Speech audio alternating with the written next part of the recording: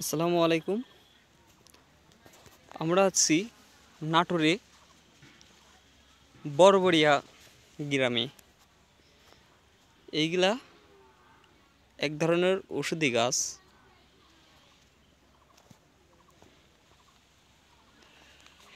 Ginseng গাছের মতো দেখতে।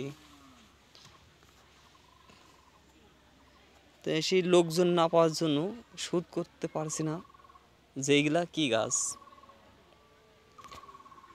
সাথেই অনেক শিমলে গাছ বুনছে।